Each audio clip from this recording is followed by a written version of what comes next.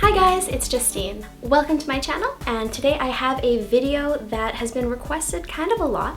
So most of my traffic has been coming from a rose gold tutorial that I did a couple of months ago, and a lot of people were curious about the bleaching process that I did before I applied the pink color. So my hair was growing out, the ombre was getting kind of cut off every time I trimmed my hair, so I decided it was time to refresh the ombre, get a little bit lighter for summer as well. So I filmed myself doing the bleaching process so you guys can have some visuals along with it. So I'm just going to talk you through a little bit about what I did and then show you the process afterwards. Before I start, I just want to preface by saying I am not a professional in any way, shape, or form. I just like doing things myself because I like to save some money. Before I went on with the bleaching process, I made sure that my hair was nice and oily. I don't want to damage my hair by having it dry, so I made sure that I didn't wash my hair for about 3 or 4 days, just to make sure that my hair wasn't brittle, wasn't dry, and the oil prevented the bleach from doing too much damage. So it was honestly super duper easy to do at home. All I needed was 3 things: bleach, developer, and toner.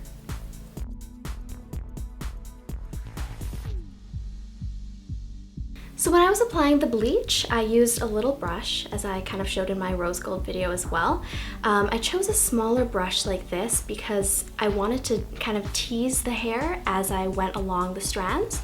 With a bigger, softer brush, it kind of like paints and covers the hair rather than adding some texture.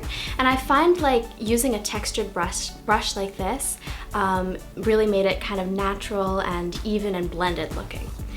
So this brush, I don't know where you buy it, but my mom, this came in her like root touch-up kit, Clairol Nice and Easy. So I just used it after she was done with it, and I think it worked really well. So the way that I applied it was like this.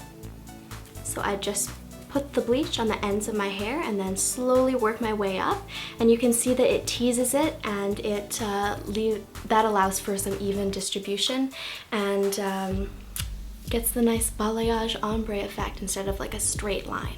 So for the balayage aspect, I kind of took my brush like this and I just did strokes sideways.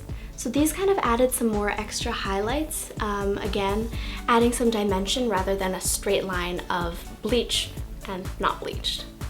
The amount of time that you need to keep the bleach in the hair really depends on how dark your hair is and how light you want to go.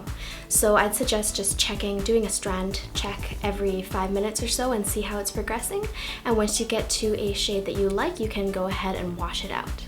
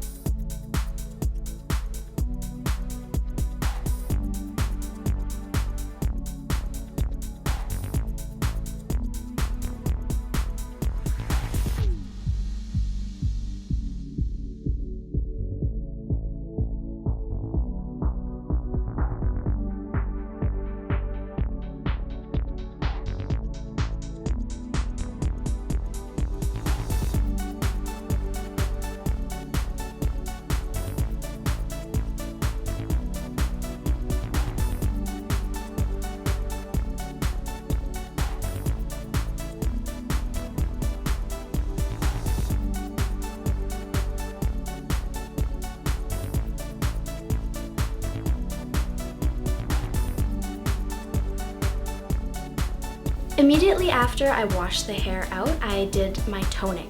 So the bottle of toner that I have, it shows you how much you need to mix with the developer, so it shows you the ratio that you're going to need. It'll probably depend on every toner, but for mine I can show you the ratio over here. So I'm just gonna show you guys the results. Do a little hair flip around again and show you guys the dimension in my hair.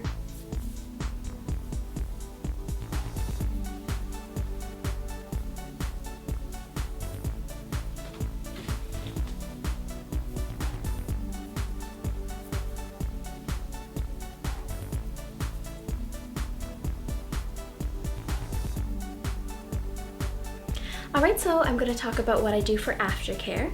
So of course I have to use some purple shampoo. This is called Touch of Silver, and I got it from London Drugs for about $8 or so.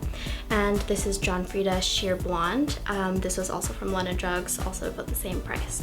I find that this one does work better because it's so super pigmented and purple. This one is a bit of a lighter, paler, shimmery purple. I don't think it is as effective because the color is not that concentrated. So the more purple, more concentrated it is, the more it will tone the brassiness in your hair. Thanks for joining me on my bleaching process, and I hope that if you try it out at home, it works for you too. Bye, see you next time.